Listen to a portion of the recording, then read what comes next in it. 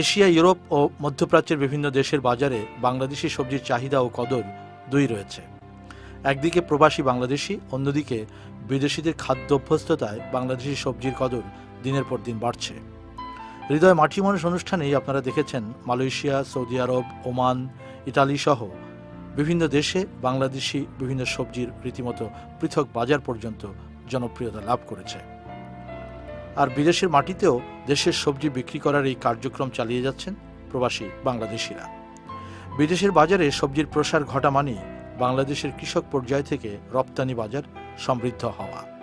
আর বিদেশে নিয়মমাফিক রপ্তানি মানেই সবজি উৎপাদন থেকে শুরু করে ক্ষেত থেকে তোলা, বাছাই, পরিষ্কার পরিচ্ছন্ন করা, প্যাকেজিং করা এবং একটি নির্দিষ্ট তাপমাত্রার মধ্যে সেগুলোকে বিমানের কার্গো কক্ষ পর্যন্ত পৌঁছে দেওয়ার নিয়মগুলো সঠিকভাবে মানতে হয়। এর মধ্য দিয়ে সবজি উৎপাদন, আধুনিক বাজারজাত কৌশল এবং প্রসেসিংয়ের ধারণা অর্জন করে কৃষকরা। দেশের বিভিন্ন এলাকার কৃষকরা এখন সবজি রপ্তানিতে বেশ উৎসাহী হয়ে উঠছেন। সবজি চাষ সমৃদ্ধ এলাকা নরসিংদীর শিবপুর, রায়পুরা সহ বিভিন্ন এলাকার চাষিরা মানসম্মত সবজি উৎপাদনে প্রতিযোগিতায় নেমেছেন। এতে কৃষক বহুমুখীভাবে লাভবান হচ্ছেন, পাচ্ছেন উৎপাদিত পণ্যের ন্যায্য মূল্য। অপরদিকে স্থানীয় মধ্যস্বত্বভোগীদের দৌরাত্ম্য শিকার হতে হচ্ছে না। মানসম্মত সবজি বাছাইয়ের পর তারা স্থানীয় বাজারের চেয়ে রপ্তানিতে অনেক বেশি মূল্য পাচ্ছেন। জেলার শিবপুরের খড়কমারা গ্রাম সংলগ্ন সিএমবি বাজারে সবজি বিক্রির হিড়িক তেমনটাই সাক্ষ্য দিচ্ছে।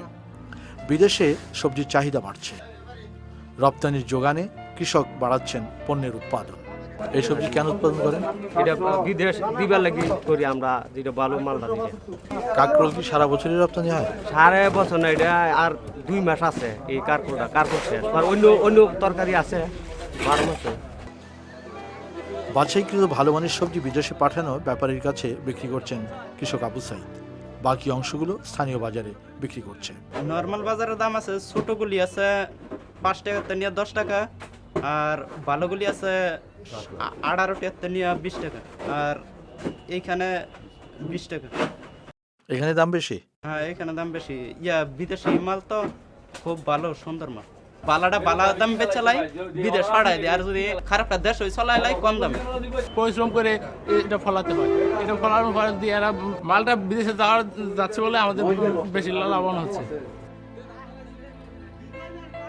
বিদেশে যায় সম্পূর্ণ বাছাই করা সবজি। এই জন্যে বিক্রেতার ঝুড়ি থেকে প্যাকেজিং পর্যন্ত যথেষ্ট মনোযোগ দিতে হয় কৃষক এবং রপ্তানিকারকদের মাঝে অবস্থানকারী ব্যাপারীকে। এমনই একজন ব্যাপারী নান্নু মিয়া। বাজার থেকে তাকেও প্রতিদিন সবজি কেনার লক্ষ্যমাত্রা পূরণ করতে হয়। প্রতিদিন কমপক্ষে বাজার থেকে 1 টন সবজি রপ্তানির জন্য কেনা হচ্ছে বলে জানাচ্ছেন তিনি। সবজি তো এটা মনে করেন ভালো দামে কিনতে হয়। এটা বিদেশ দিতেছি। কোন কোন দেশে পাঠান? Dubai, Abu Dhabi, Bahrain, Jeddah, Riyadh, middle ইস্টে সব জায়গায় যায়। প্রত্যেকদিন যায়? আমি প্রতি ডেলি আমি মাল কিনি। 30 দিনে। এখানে আপনার দায়িত্বটা কি? আমার দায়িত্বটা এটা মাল এনতে কিনা কাটিয়া বইরা মালিককে এয়ারপোর্ট পৌঁছাই দেওয়া, বিমান পর্যন্ত এয়ারপোর্ট পর্যন্ত পৌঁছাই দেওয়া আমার দায়িত্ব। এরপরে হলো মালিকের লোক আমার হিসাব কিতাব। সবজি বাছাই, প্যাকেজিং, গাড়িতে তোলা, বিমানবন্দরে পাঠানো পর্যন্ত কাজকে ঘিরে তৈরি হয়েছে বেশ কিছু মানুষের কর্মসংস্থান। এই শ্রমিকদের কেউ কেউ দৈনিক, কেউ মাসিক বেতনে কাজ করছেন। এই প্যাকেট 2 রকম কেন? মানে রাতের প্লাইডের আর এটা হলো দিনের প্লাইডের। এটা মানে জুরি হবে না, এটা ঢাকা যে মানে এমনি কার্টনে হবে, বুঝছেন নি? মানে ঢাকাতে কার্টনে মানে এয়ারপোর্ট যাবে, আর এটা মানে একবারে এয়ারপোর্ট চলে যাবে। নদীরা কার্টন হয়েছে। এই কাজ করে মাসে কয় টাকা পান? মাসে 10,000 টাকা বেতন। এগুলি কই নেবেন? অনেক নিব এয়ারপোর্ট, এই শ্যামবাজার থেকে কার্টন করে আবার এয়ারপোর্ট নিব। মাল কিনেন কোন কোন বাজার থেকে? মনে করেন পালপাড়া কিনে, পালপাড়া আছে, শিবপুর আছে, গাংপাড়া বাজার, বারিসা, নারায়ণপুর, জঙ্গিশিবপুর। এই প্যাকেটে রয়েছে নানা ধরনের সবজি: বেগুন, বরবটি, শসা, করলা, পটল, আম, লিচু ইত্যাদি। স্থানীয় ব্যাপারীরা বলছেন বিদেশের বাজার ধরতে অবশ্যই সবজির মানের দিকে গুরুত্ব দিতে হয় সবচেয়ে বেশি। তাছাড়া দামের ব্যাপারে কৃষক ও ব্যবসায়ী সবাই সচেতন। সবার হাতেই মোবাইল আছে, কারোর ফাঁকিতে পড়ার কিংবা কাউকে ফাঁকি দেওয়ার কোনো সুযোগ এখানে নেই। চাচা, এই মাল কই পাঠাইবেন? এয়ারপোর্টে পাঠাবো। এয়ারপোর্টে পর্যন্ত আমাদের দায়িত্ব আর কি। এয়ারপোর্টে পাঠাইলে এরা ওই এয়ারপোর্টের যে কোম্পানির ম্যানেজাররা বুঝে নিয়ে আর আপনি দেশে বিদেশ পাঠাই কৃষকরা এই সবজি আপনাদের কাছে পাঠায় কি? যারা চাষি যারা হ্যাঁ, হ্যাঁ। এরা ওইটা খুব করে সাপ্লাই লেগে খুব মূল্যায়ন করে এরা আমাদের টাইম মতো এরা নিজে কাটতে জমিতে কাটতে নিয়ে আসে।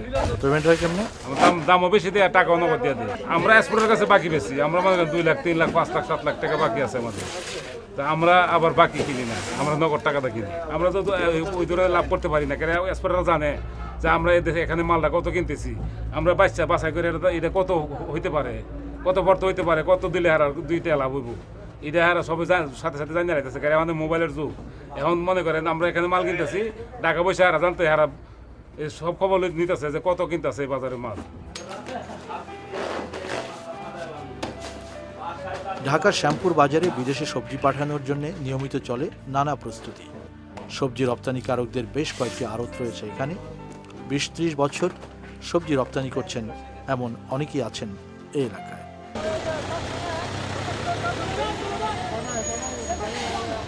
কিন্তু গত 2.5 কিংবা 3 দশকের হিসেব যদি ধরা হয়, সবজি রপ্তানিতে কাঙ্ক্ষিত অগ্রগতি ঘটছে না।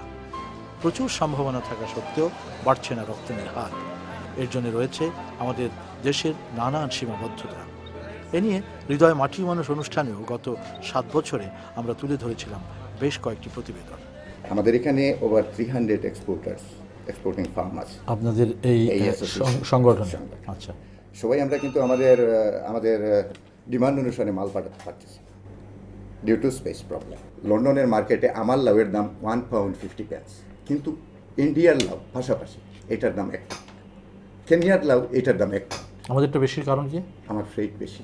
আচ্ছা, 76% বিমান ফ্রেট, বাকিটা শুধু আমাদের লোকাল। কত পার্সেন্ট? 76%। ফ্রেট কস্টই 76%।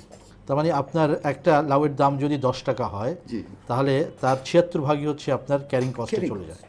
আরেকটা বিষয়, এয়ারপোর্টে তো এই বিষয়গুলো কি প্যারিসেবল আইটেম হিসেবে কি এগুলোকে ট্রিট করা হয় যে পচনশীল, এটাকে তাড়াতাড়ি পাঠিয়ে দেওয়া দরকার? এটা নীতিগতভাবে সবাই স্বীকার করেন যে ভেজিটেবল পাঠাতে হবে, কিন্তু এর পরেও ডেইলি অফলোড হচ্ছে। তো হর্টিক্স ফাউন্ডেশন কি এই এক্সপোর্টার অ্যাসোসিয়েশনের কোনো বার্গেনিং এজেন্ট হয়ে সরকারের সাথে লবিস বা এজেন্ট কাজ করে না? না, আমরা মূলত এটা আমাদের একটা অন্যতম প্রধান কাজ। আমরা সবসময় এই সেক্টরের উন্নতিকল্পে এবং সেই সেক্টরে যাতে রপ্তানি বৃদ্ধি পায় তার জন্য সর্বাত্মকভাবে চেষ্টা করে থাকি এবং সরকারের সঙ্গে বিভিন্ন সময় এ বিষয়ে লবি করে থাকি। আমরা মনে করি আমরা সরকারকে বিভিন্ন সময় আমরা বলেছি যে এইটা সমাধান করার জন্যে রেগুলার কার্গো ফ্লাইট চালু করা দরকার। বিমানের পক্ষে যদি সম্ভব হয় সেটা অত্যন্ত ভালো হবে, আর না হলে বেসরকারি খাতে যদি রেগুলার কার্গো ফ্লাইট অপারেট শুরু হয় তার জন্য প্রকৃত গ্রাউন্ড তৈরি করার ব্যবস্থা সরকারকে নিতে হবে ওপেন স্কাই পলিসি ইন্ট্রোডাকশনের মাধ্যমে। 1987 সাল থেকে সবজি রপ্তানি করছেন আবুল হোসেন বাবুল। 23 বছরে একই গতিতে চলছে রপ্তানির এই ক্ষেত্রটি, বরং অনেক জায়গায় সমস্যা বেড়েছে। বিমানবন্দরের সমস্যা, স্ক্যানিংয়ের মাল নষ্ট করে ফেলতেছে, স্ক্যানিং সমস্যা, লোডিং আনলোডিং সমস্যা। তারপরে আমরা হ্যান্ডলিং চার্জ দিতেছি বিমানকে, কিন্তু আমরা ওই হ্যান্ডলিং সুবিধা পাইতেছি না। ট্রলি নাই, ট্রলির সমস্যা, হেল্পার সমস্যা, এয়ারপোর্টে জায়গা নেই, কার্গো ভিলেজে আমরা মাল রাখতে পারি না, প্রচুর সমস্যা। একটা গাড়ি নিলে 1 ঘন্টা বসে থাকতে হয়, কোনো টাইম কভার করতে পারি না। টাইমের জন্য আমাদের মাল ফেরত আসে। মনে করেন আমরা কাঁচা মাল আমরা প্যাকেট করি 6-7 ঘন্টা আগে, ওই মাল নিয়ে ঢুকাইতে বিমান চলে যায়, মাল ফেরত না। এইতে আমাদের অনেক লস হতে এইভাবে। তারপরে স্পেস পাওয়া যাচ্ছে না।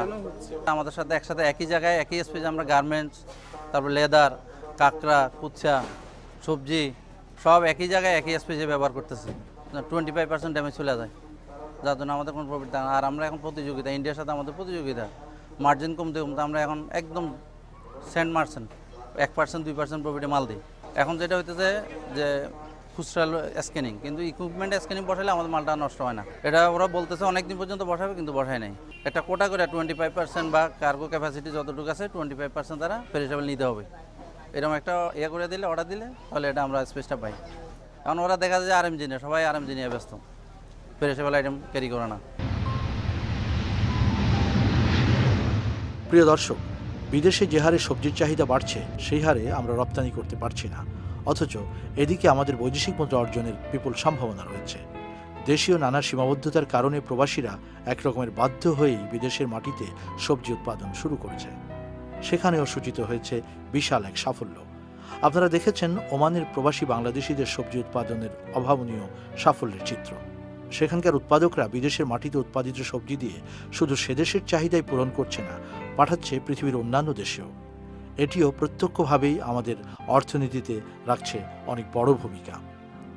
কিন্তু পৃথিবীর দেশে দেশে রপ্তানির সুযোগ বাড়ানোর ক্ষেত্রে প্রতিবন্ধকতাগুলো দূর করা খুবই জরুরি মনে করছেন সংশ্লিষ্টরা, কারণ এর সঙ্গে জড়িত রয়েছে স্থানীয় কৃষকদের স্বার্থ। এ নিয়ে আমরা কথা বলেছি হর্টেক্স ফাউন্ডেশনের ব্যবস্থাপনা পরিচালক ডক্টর SM আনোয়ার হোসেনের সঙ্গে। তিনি জানিয়েছেন তাদের সীমাবদ্ধতা আর তৎপরতার নানা প্রসঙ্গ। কৃষি মন্ত্রী এই ব্যাপারে অত্যন্ত সচেতন। আমরা কথা বলেছি এবং একটি কমিটি করে দেওয়া হয়েছে, সেখানে অতিরিক্ত সচিব মহোদয়ের নেতৃত্বে। মূল সমস্যা যেটা হয়েছে যে কার্গোর স্পেসটা নিয়ে, এটা যেহেতু আন্তঃমন্ত্রণালয়ের বিষয় আছে, এটা ওই পর্যায়ে আলোচনা করে সমাধান করব। এখানে একটা সমস্যা দেখা যাচ্ছে যে প্যাকেজিং নিয়ে, কিন্তু সমস্যা হলো যে ভালো ম্যাটেরিয়াল যখন ব্যবহার করা হয় কস্ট বেশি পড়ে যায়।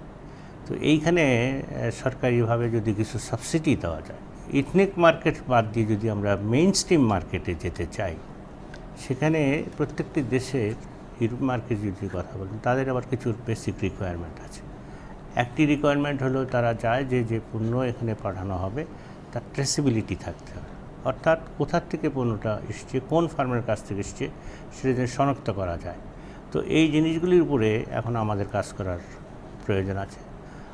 এছাড়াও তারা গুড এগ্রিকালচারাল প্র্যাকটিসেস, অর্থাৎ আপনার উন্নত মানের বীজ, পরিমিত সার এবং যে পানিটা ব্যবহার করবেন সেটাও যেন স্বাস্থ্যসম্মত পানি ব্যবহার হয়, এগুলির উপরে তারা প্রোটোকল চায় এবং সেগুলি নিশ্চিত হতে চায়।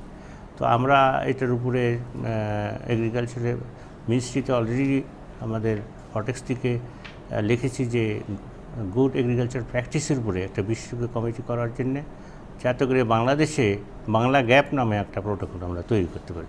তো এগুলি পদক্ষেপ নিলে পর্যায়ক্রমে আমি বিশ্বাস করি যে আমাদের এক্সপোর্ট বাড়বে, not only for ethnic market, also for the main stream market.